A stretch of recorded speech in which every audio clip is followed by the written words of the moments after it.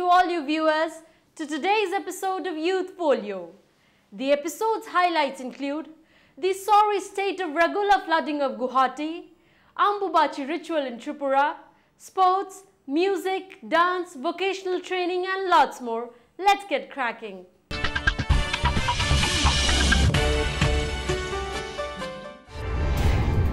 Manipur celebrates Rath Yatra with great devotion and festivity. India and Bangladesh strengthen ties with Minister of External Affairs Sushma Swaraj's trip and Agartala-Akhaura rail project. Youth protest against China's inclusion of Arunachal Pradesh in the China map. Floods ravage Guwahati city again. Tripura too celebrates Ambubachi festival. Major fire causes huge damages in Imphal. Nagaland celebrates World Music Day.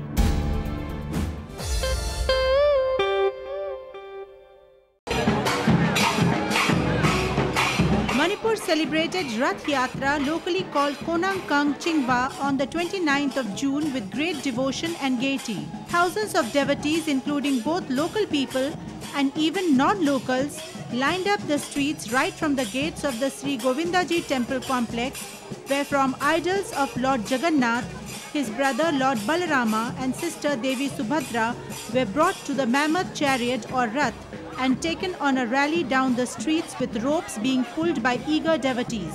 Offerings of fruits, vegetables and flowers were lined up on the streets. Priests burnt incense sticks, sprinkled holy water on devotees, blowed conches, beat dhols and clashed cymbals.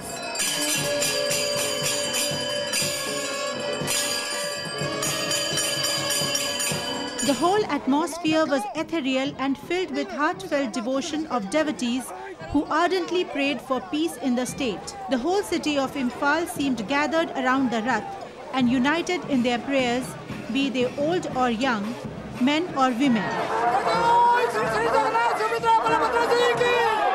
Apart from this main Rath Yatra, smaller versions could be seen in many other locations, wherein the size of the Raths might have been smaller, but the devotion of the devotees was no less than the one seen near the Yatra from Govindaji temple.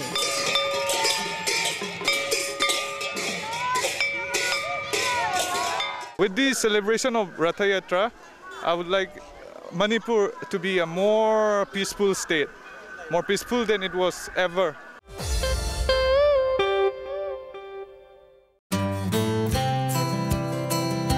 External Affairs Minister Srimati Sushma Swaraj has termed her maiden 3-day visit to Bangladesh as very constructive. During the visit, which concluded on Friday the 27th of June, Sushma Swaraj met Bangladesh's Prime Minister Sheikh Hasina, President Abdul Hamid and held delegation-level talks with her Bangladeshi counterpart A.H. Mahmood Ali, besides meeting other leaders of the ruling and opposition parties.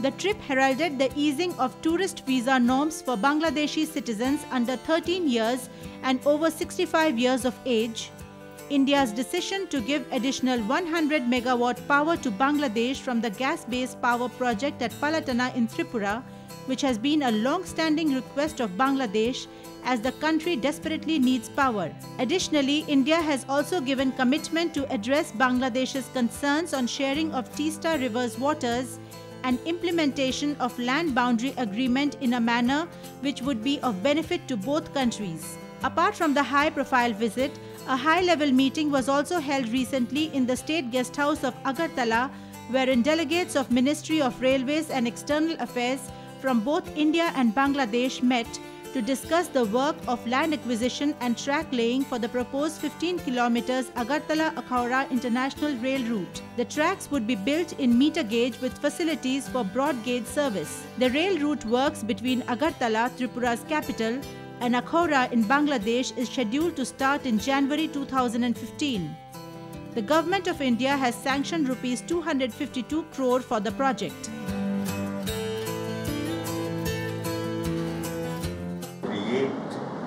Facilitate movement and exchange, it has a greater impact than when these kind of facilities things are not available.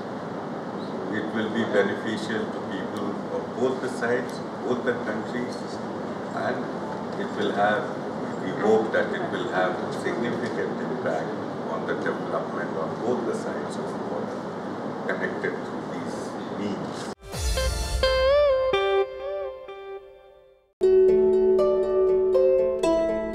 Large numbers of youth of Arunachal Pradesh protested at Jantar Mantar, New Delhi on Wednesday, the 2nd of July, against a mischievous map released by China, wherein a major part of Arunachal Pradesh has been marked out as Chinese territory. Shouting and carrying slogans like "China down down" and "Arunachal Pradesh belongs to India," the youth also condemned the Chinese government for staple visas issued to any citizen hailing from Arunachal Pradesh who visited China. They urged the government to find a permanent solution to the regular incursions into India by the Chinese. The protesters were addressed by Member of Parliament from Arunachal Pradesh, Shri Ninong Ering. It is pertinent to note here that the Chinese released the mischievous map even as their leaders were extending warm welcome to visiting Indian delegation including Vice President Shri Hamid Ansari and Commerce and Industries Minister Srimati Nirmala Sitharaman.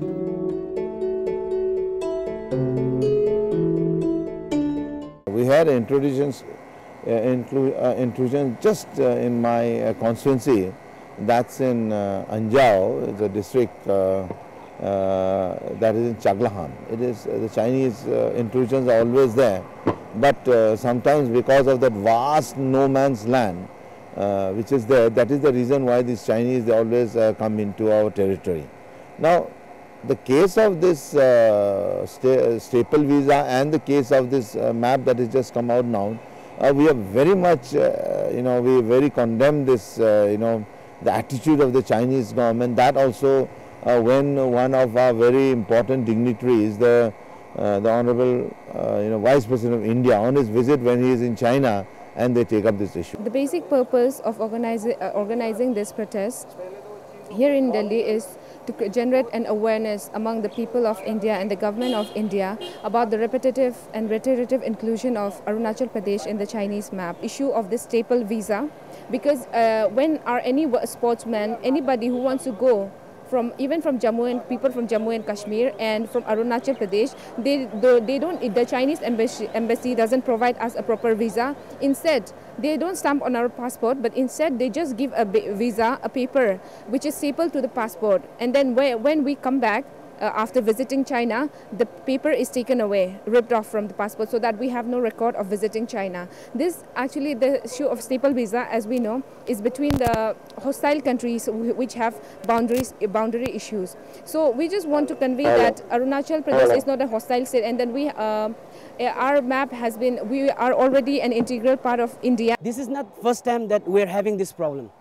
Many times when we were very young, there were some people, like we were young and my mother and my father, they used to say, hey, come on, again, China's are coming, so we have to run. We have to run to Delhi, in the mainland. But this issue has not been solved since then.